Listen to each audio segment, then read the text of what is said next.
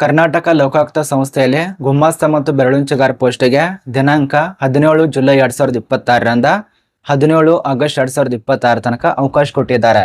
ನೋಡಿ, ಇಲ್ಲಿ ಮಹಿಳೆಯರು ಪುರುಷರು ಇಬ್ರು ಅಪ್ಲಿಕೇಶನ್ ಹಾಕೋದಕ್ಕೆ ಅವಕಾಶ ಇರುತ್ತೆ. ಇದೇ ರೀತಿಯಾಗಿ ಈ ಒಂದು ಪೋಸ್ಟ್ ಖಾಯಂ ಪೋಸ್ಟ್ ಮತ್ತು ಸರ್ಕಾರಿ ಕರ್ನಾಟಕ ರಾಜ್ಯ ಪತ್ರಾಣೆ ಮಾಡಿದ್ದಾರೆ. ಇದು ಹೊಸ ನೋಟಿಫಿಕೇಶನ್.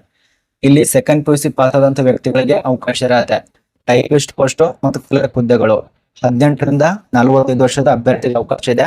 ಇದ್ರ ಬಗ್ಗೆನ ಸಂಪೂರ್ಣ ಮಾಹಿತಿ ಇದೆ. ನಿಮ್ಮ ಒಂದು ಫ್ರೆಂಡ್ಸ್ ಗಳಿಗೆ ಈ ಒಂದು ವಿಡಿಯೋ ಶೇರ್ ಮಾಡಿ. ಮತ್ತೆ ನೀವು ಯಾವ ಒಂದು ಜಿಲ್ಲೆಯಲ್ಲಿ ವಾಸ ಮಾಡ್ತಾ ಇದ್ದೀರಾ, ಮತ್ತೆ ಯಾವ ಒಂದು ಪೋಸ್ಟಿಗೆ ಯಾವ ಒಂದು ಸಂಸ್ಥೆಗೋಸ್ಕರ ಕಾಯ್ತಾ ಇದ್ರೆ ಕಮೆಂಟ್ ಕೂಡ ಮಾಡಬಹುದು. ಮತ್ತೆ ಇದಕ್ಕಿಂತ ಹೆಚ್ಚಿನ ಮಾಹಿತಿ ನಾವು ಈಗಾಗಲೇ ಪ್ಲೇಸ್ಟೋರ್ ವಾಟ್ಸಾಪ್ ಅದೇ ರೀತಿಯಾಗಿ ಟೆಲಿಗ್ರಾಮ್ ಗ್ರೂಪ್ ನಲ್ಲಿ ಇದ್ರದ್ದು ಮಾಹಿತಿಯನ್ನು ಕೊಟ್ಟಿದ್ದೇವೆ, ಚೆಕ್ ಮಾಡ್ಕೊಳ್ಳಿ. ಅಂದ್ರೆ ನೋಟಿಫಿಕೇಶನ್ ಅಲ್ಲಿ ಕೊಟ್ಟಿರ್ತೇವೆ. ನೋಡಿ, ಇದು ಕರ್ನಾಟಕ ಲೋಕಾಯುಕ್ತ ಸಂಸ್ಥೆಯಲ್ಲಿ 25 ಪೋಸ್ಟ್ಗೆ ನೇಮಕಾತಿ ಮಾಡ್ತಾ ಇದ್ದಾರೆ.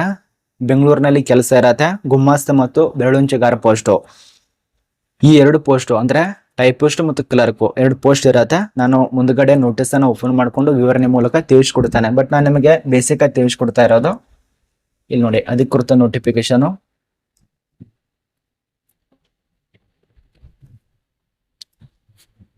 ಇಲ್ಲಿ ನೋಡಿ, ಕರ್ನಾಟಕ ರಾಜ್ಯ ಪತ್ರ ಯಾವಾಗ ದಿನಾಂಕ 14ನೇ ತಾರೀಕು ರಿಲೀಸ್ ಮಾಡಿದ್ದಾರೆ. ಬಟ್ ಅಪ್ಲಿಕೇಶನ್ ಪ್ರಾರಂಭ ಆಗೋದು 17/7/2026ರಿಂದ 17/8/2026 ರಾತ್ರಿ 12 ಗಂಟೆ ತನಕ ನಿಮ್ಗೆ ಅವಕಾಶ ಕೊಟ್ಟಿದ್ದಾರೆ. ಇಲ್ಲಿಂದ ನೇಮಕಾತಿ ಆಗಿದೆ. ಇದು ಕರ್ನಾಟಕ ಲೋಕಾಯುಕ್ತ ಸಂಸ್ಥೆ ಅಂತ ನೇಮಕಾತಿ ಆಗಿದೆ. ಯಾವ ಪೋಸ್ಟ್? ಕ್ಲರ್ಕ್ ಮತ್ತು ಟೈಪಿಸ್ಟ್ ಪೋಸ್ಟ್. ಈ ಒಂದು ಹುದ್ದೆಗಳಿಗೆ ಅರ್ಜಿಯನ್ನು ಕರೆದಿದ್ದಾರೆ. ನೇರ ನೇಮಕಾತಿ ಮೂಲಕ ಭರ್ತಿ ಮಾಡೋ ಸಲುವಾಗಿ ನೇಮಕಾತಿ ವಿಧಾನ ಇದರಲ್ಲಿ ತಿಳಿಸಿಕೊಟ್ಟಿದ್ದಾರೆ. ಆನ್ಲೈನ್ ನಲ್ಲಿ ಇದೊಂದು ವೆಬ್ಸೈಟ್ ಅಪ್ಲಿಕೇಶನ್ ಹಾಕಬೇಕು. ಅಧಿಕೃತ ಕರ್ನಾಟಕ ಸರ್ಕಾರದ ವೆಬ್ಸೈಟ್ ಆಗಿರತ್ತೆ. ಮತ್ತು ಪ್ರತಿದಿನ ಕೊಡುವಂತ ಸ್ಯಾಲರಿ ಬಗ್ಗೆ ಮಾಹಿತಿ ಮತ್ತು ಹುದ್ದೆಗಳ ವರ್ಗೀಕರಣ ಮಾಡಿದ್ದಾರೆ. ನಾನು ನಿಮಗೆ ಇದಕ್ಕೆ ತಕ್ಕಂತೆ ಮೊದಲಿಗೆ ಬೇಸಿಕ್, ಅದ ನಂತರ ಮಾಹಿತಿಯನ್ನ ತಿಳಿಸ್ಕೊಡ್ತೇನೆ. ನೋಡಿ, ಈ ಒಂದು ಟೈಪಿಸ್ಟ್ ಮತ್ತು ಬೆರಳುಂಚುಗಾರ ಪೋಸ್ಟಿಗೆ ಸೆಕೆಂಡ್ PUC ಆಗಿರ್ಬೇಕು. ತುಂಬಾ ಜನ ಕನ್ಫ್ಯೂಸ್ ಮಾಡ್ಕೊಂಡಿದಾರ ಪದವಿ ಆಗಿರ್ಬೇಕಂತೇಳಿ. ಅಂದ್ರೆ ಅಲ್ಲಿ ಪದವಿನೇ ಕೊಟ್ಟಿದ್ದಾರೆ. ನಾನು ಮುಂದ್ಗಡೆ ತಿಳಿಸ್ಕೊಡ್ತೇನೆ. PUC ಆದಂತ ವ್ಯಕ್ತಿಗಳು ಅಪ್ಲಿಕೇಶನ್ ಹಾಕಿ. ವಯೋಮಿತಿ 18 ರಿಂದ 45 ವರ್ಷ. 40 ವರ್ಷ ಕೊಟ್ಟಿದ್ದಾರೆ. ಬಟ್ SC/ST ಕ್ಯಾಂಡಿಡೇಟ್ ಇದ್ದವರಿಗೆ 45 ತನಕ ಅನುವಾಗತ್ತೆ. ಅರ್ಧ ಶುಲ್ಕ ಕೂಡ ಇಟ್ಟಿದ್ದಾರೆ. SC/ST ಕ್ಯಾಂಡಿಡೇಟ್ ಮತ್ತು PWBD ಅಭ್ಯರ್ಥಿಗೆ ಶುಲ್ಕ ಇರೋದಲ್ಲ. ಅದು ಬಿಟ್ಟು 2A 2B 3A ಮತ್ತು 3B ಅಭ್ಯರ್ಥಿ ಮಾಜಿ ಸೇವಕರಿಗೆ 250 ರೂಪಾಯಿ ಶುಲ್ಕ ಇಟ್ಟಿದ್ದಾರೆ.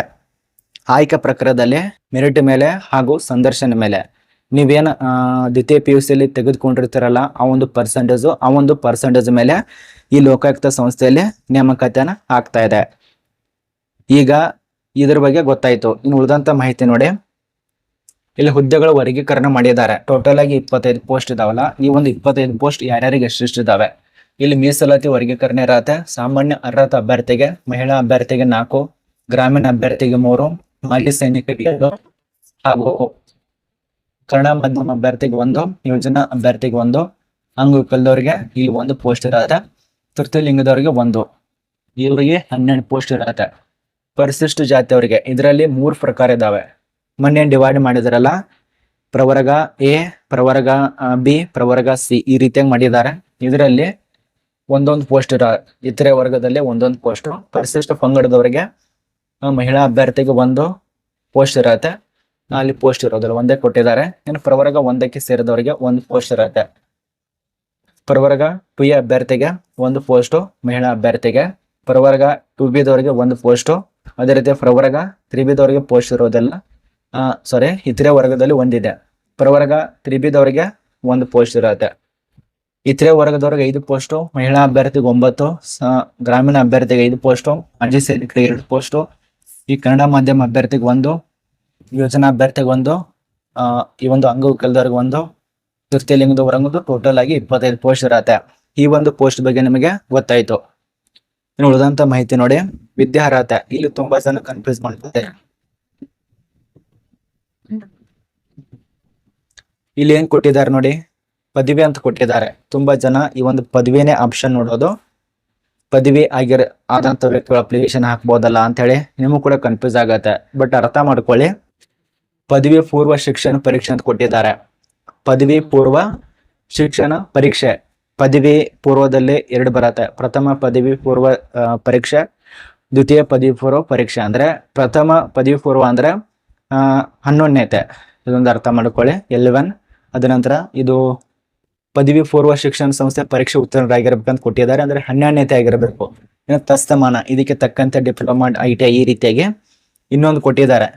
ನೀವು ಕನ್ನಡ ಮತ್ತು ಆಂಗ್ಲ ಕಿರಿಯ ದರ್ಜೆ ಬೆರಳುಂಚು ಪರೀಕ್ಷೆಯಲ್ಲಿ ಉತ್ತೀರ್ಣರಾದಂತ ವ್ಯಕ್ತಿಗಳು ಅಥವಾ ತಸ್ತಮಾನ ಹೊಂದಿರಬೇಕು. ಅದು ಯಾರಿಗಪ್ಪ ಅಂದ್ರೆ ಈ ಒಂದು ಬೆರಳುಂಚುಗಾರ ಪೋಸ್ಟ್ಗೆ ಅದು ಕೊಟ್ಟಿದ್ದಾರೆ.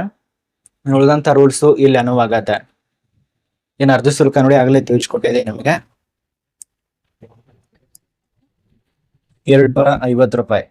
ಇಲ್ಲಿ ಟು ಮಾಜಿ ಸೈನಿಕ ಇವರಿಗೆಲ್ಲ ಶುಲ್ಕ ಇರೋದಿಲ್ಲ. ಇದಂತೂ ನಾನು ನಿಮ್ಗೆ ತಿಳಿಸ್ಕೊಟ್ಟಿದ್ದೀನಿ. ಈಗಾಗಲೇ ಅರ್ಧ ಶುಲ್ಕ ಪಾವತಿ ಮಾಡುವಂತ ವಿಧಾನ ಇಲ್ಲೆಲ್ಲ ಗೊತ್ತೇ ಇದೆ.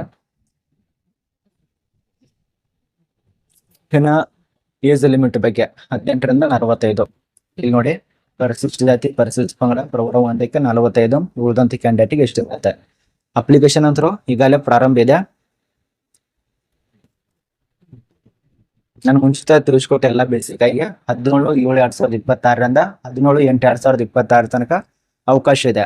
ಇಲ್ಲಿ ಕರ್ನಾಟಕ ಲೋಕಾಯುಕ್ತ ಸಂಸ್ಥೆಯಲ್ಲಿ ಇದು ಸರ್ಕಾರಿ ಹುದ್ದೆ ಆಗಿರತ್ತೆ ಮತ್ತು ಖಾಯಂ ಪೋಸ್ಟ್.